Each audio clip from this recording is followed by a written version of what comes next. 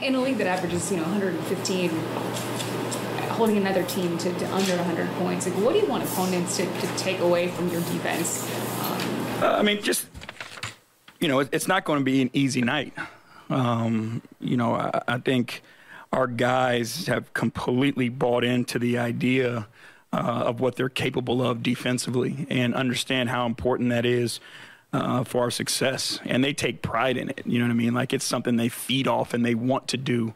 They get upset when guys score on them. They get upset when they give up offensive rebounds or blow an assignment.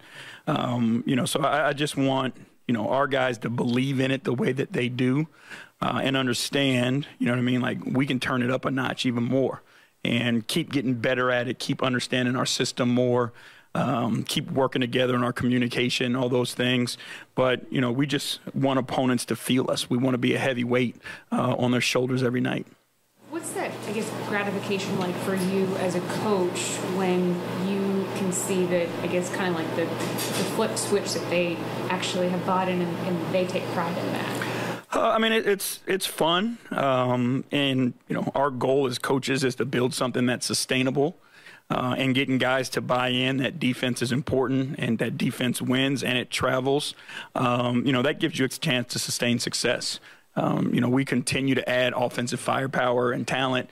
But, in our mind, we want to be elite defensively. We want to be able to strangle people and, not give them the opportunity to run off 2-3 in a row. There's a lot of teams where their offense is a run stopper. We want to have our defense be the run stoppers where, we go 3-4 minutes and they don't get a shot or they don't score. And then we're, allowing that to transition us to offense where our guys are so good when we play at pace and move the ball and share the game. But that's kind of where we are, and that allows you to sustain success. If I had to count right, 5 of Max's assists, of the 7 assists, were to Jarrett. What are you seeing between their growth and really them working off of each other? There's a chemistry there. And, again, Max is so unselfish. He just makes the right play. Like we were talking pregame about, just the shots, but he's a complete basketball player. He doesn't take, bad shots. If you put 2 guys on him, 100 times in a row, he's going to do the right thing and just throw the ball to the open man. So when he's playing that 2-man game with Jarrett, he plays so fast and defenses have to chase him, that the big has to help a little bit. And all he needs is a little bit of a sliver. Jae finds the pocket. He makes the play to him, and we get an easy one. Serena asked you pregame about leading going into the fourth quarter. You guys are 16-0 on the road, leading going in the fourth. How impressed are you that you haven't even allowed teams to make a run at you guys in the fourth quarter? How much pride do you guys take in that? It's all about finishing, right? We all know how important fourth quarters are in this league. We know, offensively what the elite players and teams are capable of. But again, it's something that our team takes pride in, the ability to get stops. Like I said, we have guys who can make buckets, right? We have guys that can create for themselves, they can create for their teammates and their shot makers. But there's going to be nights sometimes where that doesn't go. So then what do you depend on? And, we depend on our defense, and our defense transitions us to offense. There was a moment where Scotty Barnes purposely sagged off Evan, let him shoot the three-pointer. How dangerous can Evan be if teams are going to give him that? Again, he's continued to show, he's going to be – his game is going to be flawless at some point. He works so hard at it, and he wants to be great. This isn't just, a pastime for him because he's 7 feet tall. Teams do that. He's going to knock down shots, and we're going to win games. Chris. Hey, J.B. What's up, Chris? You guys had 36 assists on 48 made shots. What do you feel like was working so well on the offensive end?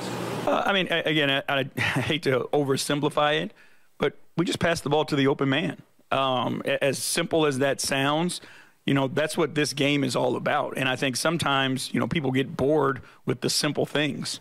But through this stretch, I think you guys have continued to see, we don't make it complicated. What's complicated is the decisions defenses have to make to stop the guy that's in front of them.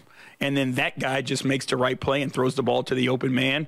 And everybody's doing it. Everybody's making the one-mores.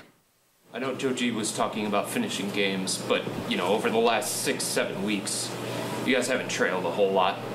What is the key to playing with a lead and making sure that you maintain the same execution level and all that stuff, even though you are ahead? It's a focus, and again, it's a commitment to one another and to the success that we've had. And everybody knows, like, when we defend, we're very hard to beat. And that's where we get leads, is because we are good defensively. And then our defense transitions into a thrust offensively that makes people feel like they're chasing us and like they're suffocated because they can't catch their breath. So for us, everything starts with the defensive end of the floor. You know, it's a competition, a grit, because it's not always easy. You know, we're playing against the elite of the elite in this league, who are extremely talented. But every single night, our guys accept the challenge, and then they support one another and they trust one another. So that gives you a chance to build leads and sustain them. You won 17 out of the last 18, I think, 9 in a row. You think the media should consider you as contenders? I honestly don't care. Yeah. Okay, Coach, yes, a question not related to the game. Besides that, the game is becoming more international and based on the region. Do you think that European basketball is closing the gap with the NBA? I mean, I think there are definitely elite individual players coming from Europe, as we've seen. You know, the past few MVPs have all been international guys. You know, I think the NBA, because it gets people from all over the world, you know, it's the best basketball on the planet consistently.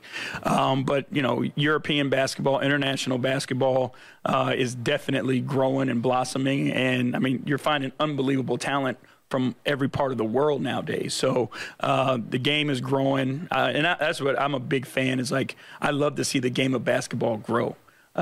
Because it's meant so much to us and, you know, done so many things for us. I think that's what you're seeing for sure. Thank you. Thank you. You were understandably a little upset at the way your last visit here ended. Does winning here tonight any extra measure of satisfaction on that one? No, I mean, that game was, you know, a long time ago. A lot has happened since then. You know, we're just happy with where we are. And, you know, we got another game on Monday. Try to approach it with the same attitude and go get the job done. Thank you, guys. Thank y'all.